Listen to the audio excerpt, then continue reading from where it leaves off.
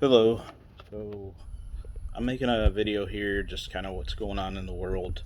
It's been a while since I've done any like self narrated videos or anything like that, and I'm sure there will be certain people watching, downvoting this, and that's okay because my hopes are to kind of give an idea of what woke me up and what I'm trying to do to protect my family and maybe give some advice to others who are who are trying to go down a similar road.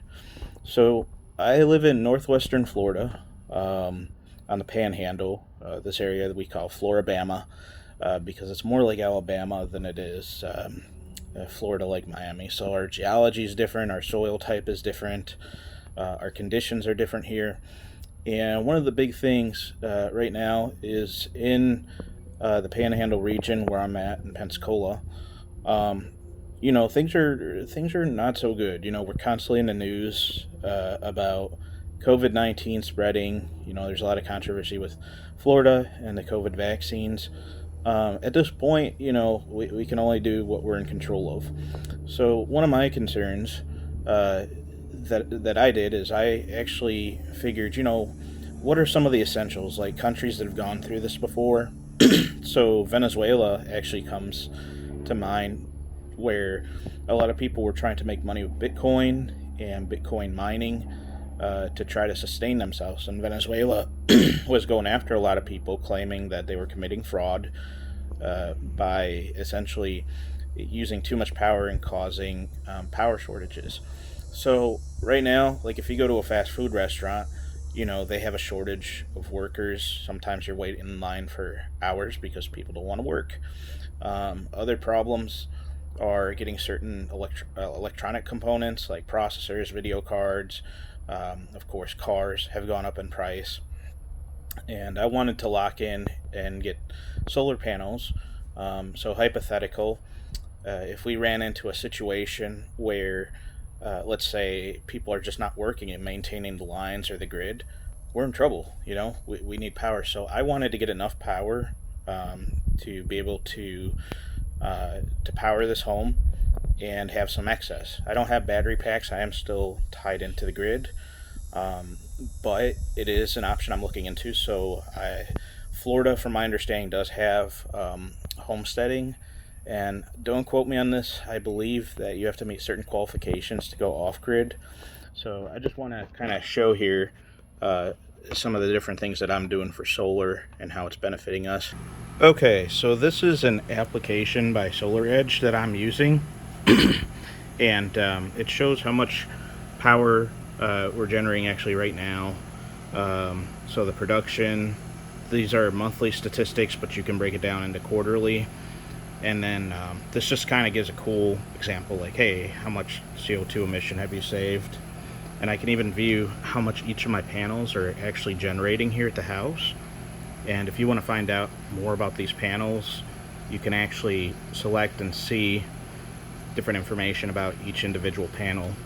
So it's a pretty cool option. And what I can do is I'll show you the actual panels here. So these are the actual panels on my home. Um, I've got about 35 of them, and there's two in the front as well. But since I'm facing the south here where the sun is, not all these panels are going to get the same amount of power at once. You have different things like shading and stuff like that. But as you can see, there's not really any trees in my yard. So that is a benefit. And so this actually powers our entire house, including the central AC. I believe these are 330 watt panels, and they're linked in by an inverter. And then at nighttime, what happens is the power we've sold back to the power company, it's like an interconnection agreement. Then essentially we can use the power that we've generated, which is pretty cool. But yeah, I just figure if there are coming power outages, hurricanes, these panels are pretty strong. They've showed all kinds of tests where like they've had cars run over them and hail. And they also protect the roof. I've got a metal roof, and I believe that's protects it up to 140 miles mile-per-hour winds. Just a few of the other projects I'm working on here. So gardening in Northwest Florida and the Panhandle is a lot more different than up in the Midwest. So I am growing some peppers, just really bare minimum stuff right now. We got some cayenne there. I've actually got some jalapenos that are growing, which are pretty cool. And I've got some plants here to attract hummingbirds. So these I've got to water. But yeah, I'm planning on looking more into a variety of different ways to do gardening. If I'm going to go with a raised bed, or if I'm going to plant these in the ground.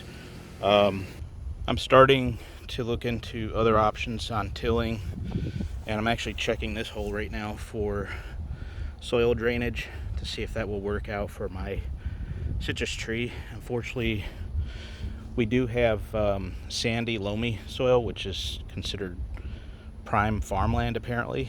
So that's another option here to try to grow citrus trees and lemon trees. But I'm going to need a lot more food to sustain a family, so that is just one option. And then the inverters out in the front, which is SolarEdge. So like I said, those are the actual panels, and there are things that you have to focus on, like degradation over time, hail, or not hail, you know, sometimes you have bad weather.